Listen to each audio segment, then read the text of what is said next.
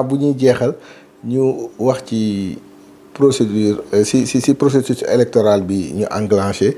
muy am parrainage mu am une partie de l'opposition bu décrier ni ñoom duñu parrainage du fi amee.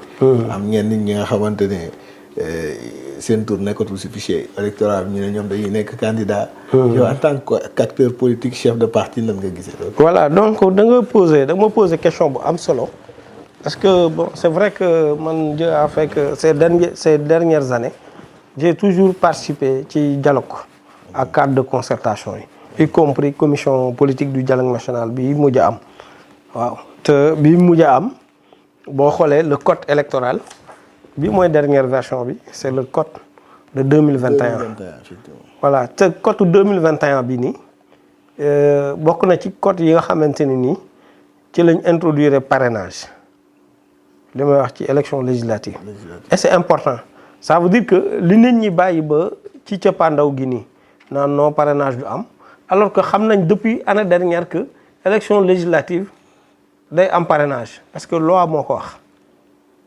loolu il faut Sénégalais yi xam ko du lu bees c'est pas parce que génn nañ ay arrêté relevé ci arrêté yi ay éléments yu nekk ci code électoral bi que nit ñi dañuy yaakaar ni lu bees la voilà c'est que arrêté boobu dañ koy génne juste pour définir par rapport au fichier général des élections des électeurs par rapport au fichier général des électeurs lan mooy le nombre d'électeurs minimum ak lan mooy plafond bi c'est uniquement ça parce que boo xoolee boo demee ci article L69 dafa nekk loo xamante ni nii c'est pas du nekk lu bees parce que bu nekkoon lu bees sax nit ñi danañ mën a wax ni affaire bi dafa bees mais dafa exister ci code électoral bi te comme dafa exister ci code électoral bi depuis dafa exister ci parrainage daa mos a exister depuis 93 non déedéet dama ne parrainage bi ñu wax ni boo bëggee bokk ci ay élections législatives boo bëggee bokk ci 2021 la dugg ci voilà édition 2021 dañ ni boo bëggee bokk ci ay élections législatives année bi passé 2021 bi dialogue bi passé bañ terminé commission politique du dialogue national bañ fermé bañ modifier le code électoral boobu noonu da cee bokkoon depuis parrainage yu 2019 que élection législative am na parrainage te parrainage boobu c'est 0,5% le minimum du fichier général des électeurs et 0,8% du fichier général des élections ça veut dire que maintenant bu ñu demee ba fichier bi arrivé à un certain moment ñu war a dugg ci parrainage ministre bi day génne benn arrêté daan ni lan ban nombre mooy représenter 0,5% du fichier général des électeurs ban nombre mooy représenter 0,8% du fichier général des électeurs loolu le ministère bi nga xamante ni moo yore wàllu élection muy ministère de l'intérieur ministère chargé des élections génne mais du lu bees ça a toujours existé muy benn deuxièmement le fait que ñu ni Khalifa Sall dafay nekk tête de liste day nekk candidat loolu ñu koy wax dañuy nax seen bopp. wala dañuy politique rek. non dañuy nax seen bopp parce que li tax ma ne dañuy nax seen bopp mooy gis nga nit bu fekkente ni nii mënul parrainer. liste bi mu bokk mënu koo parrainer. mënul nekk candidat mënul nekk candidat. pourquoi mënu koo parrainer parce que amul carte électeur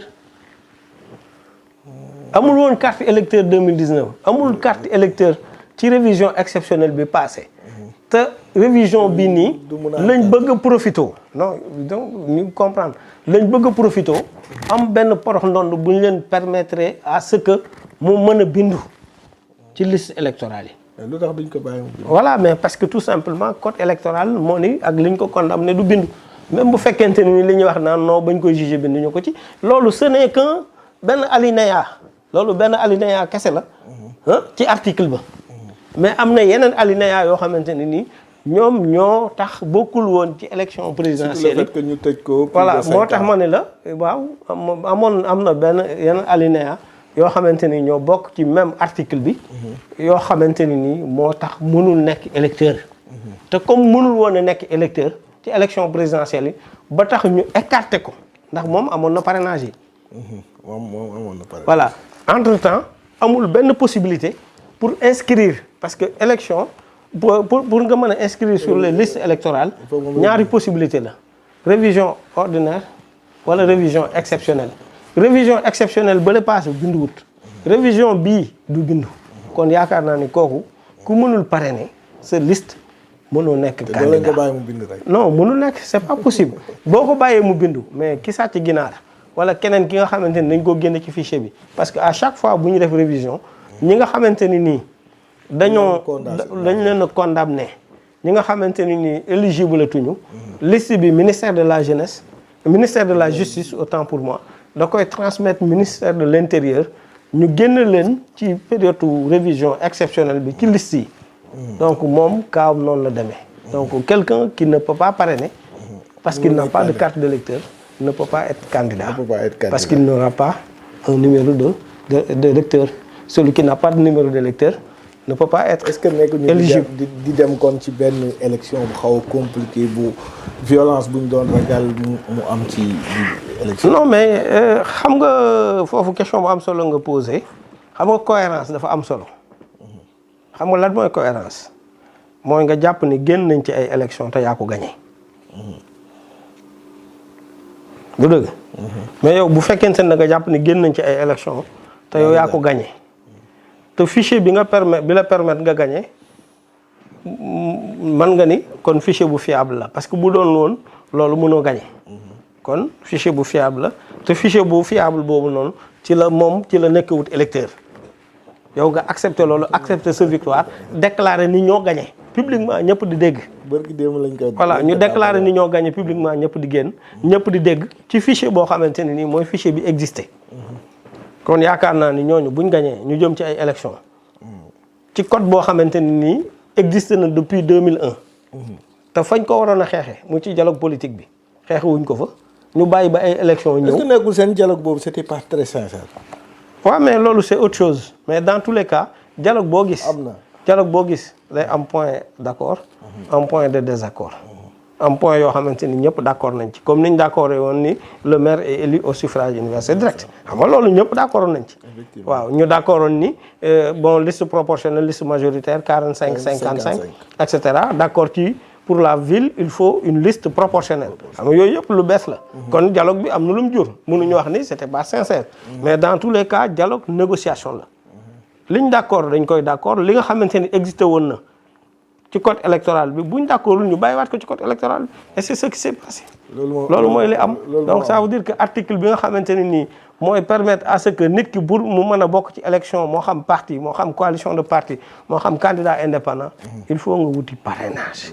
te kon yaakaar naa ni fi mu toll nii liñ bëgg lenn rek moo mën a tax mu nekk. par rapport ak point parrainage bi. mooy ñu voté waat beneen loi yóbbu assemblée beneen loi. bu koy dindi. ndax existe na déjà ci code bi. effectivement. te yaakaar nañ ni ñoom ils ont toujours dit que à 6 mois. non loolu c'est si disposition CEDEAO. non ma ñëw ci disposition CEDEAO. à 6 mois ils ont toujours dit li ñuy wax toujours lay wax. dañ doon wax ni toujours ci disposition CEDEAO. 6 mois bu jotee à 6 mois de scrutin kenn amul droit modifier le jeu. sinon mu am consensus. sinon mu am consensus. kon yaakaar nañ ni bu ñu waree dindi loolu ci code bi. il faut mu am consensus. il faut mu am consensus. d'accord. voilà donc ça veut dire que nous sommes obligés de laisser. de laisser la loi waaw okay, comme tel. Voilà. En tout cas ça a été un très grand plaisir. ma wax ak ma bokk ak yow jotaay waxtaan ak yow di la bàyyi nga tàggu ñi la doon seetaan di tàggu waa Diourbel aussi. voilà di leen remercier bu baax rek Référence Actu. donc di rafetlu aussi seen liggéey à travers la presse yéen a ngi def liggéey bu am solo en ligne. voilà di remercier aussi ñu doon seetaan à travers les plateformes numériques.